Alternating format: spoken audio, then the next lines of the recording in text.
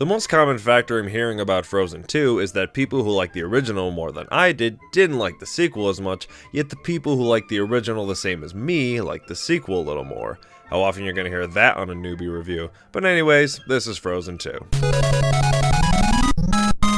Frozen 2 is the long-anticipated sequel to Disney's Frozen, released in 2013, and has since been regarded as quite possibly the most successful Disney film of all time. Children love it, but parents and everyone else learn to hate it due to its constant popularity and has turned people off to wanting to watch it, if for someone like me at least. But I was lucky enough to see it in theaters in early 2014 before it totally blew up, and looking back, I can see why people like it, but not love it. For me, it's a pretty solid Disney movie, not the greatest, but this one stands out to me as being more worthy of a new age classic Disney film than, say, something like Wreck-It Ralph or Zootopia.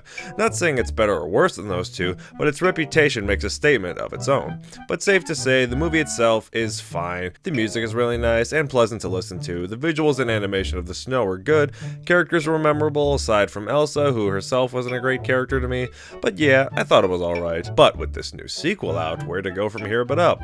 And safe to say, it's marginally better in my eyes. The plot of this one takes place 3 years after the original, and things are starting to look up in Arendelle until Elsa starts hearing a voice calling to her that she chooses to follow, which eventually leads her on a journey of self-discovery, along with Anna, Kristoff, Sven, and Olaf. That's as basic as I can make it without giving away too much. And yes, I'm a little overdue talking about this, but I only just got around to seeing it, and I'd prefer it considering if the theater I went to was going to be consisting of only 2 parents and 2 loud children. I'll take that over a packed theater of loud children any day. As mentioned before, part of me liked this film a little more than the original. For one, the stakes seem a little higher because you start learning more about the past of Arendelle and how it could affect their future, as well as Elsa taking things to another level when she starts following to where this voice takes her, and with all the effort she tries, it keeps you wondering where it's going to lead her. Unfortunately, the payoff isn't as strong as it was built up to be, and even then I was unsure of what really happened until a character had to make it clear to the audience. So much so I was waiting for someone to say, "Everybody got that?"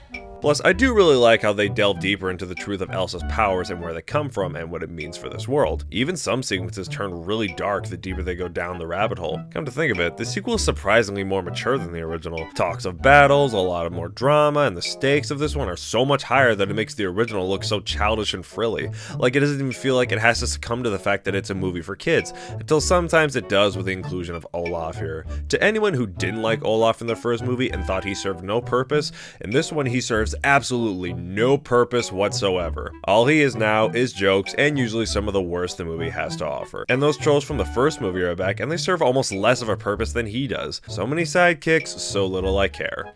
As for the music, well, it's not as well defined as the original, where they had a lot of songs that were catchy and only sometimes annoying, but none of the ones in this film stand out from the others. And if they do, they seem like they're trying so hard to win Best Original Song again, which they probably will because Disney wins whenever they don't try as hard. One of the small things I do like about this movie is that the relationship between Kristoff and Anna actually takes time to develop, because throughout the running time, Kristoff is trying to find a way to propose to her, unlike a lot of Disney princesses who fall in love and get married in a span of 24 hours. Even the first movie was pretty meta about the whole ordeal, but so much so that it was like forced down your throat as much as let it go into your eardrums. You can't marry a man you just met. Wait.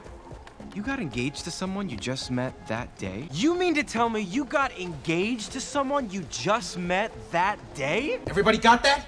But all in all, I did prefer this one over the original, and sometimes you can't always let the impact of the film define its quality. Hopefully that's not the case for this film. This is even debatably one of the better animated films of 2019, which has been plagued by a lot of subpar animated movies.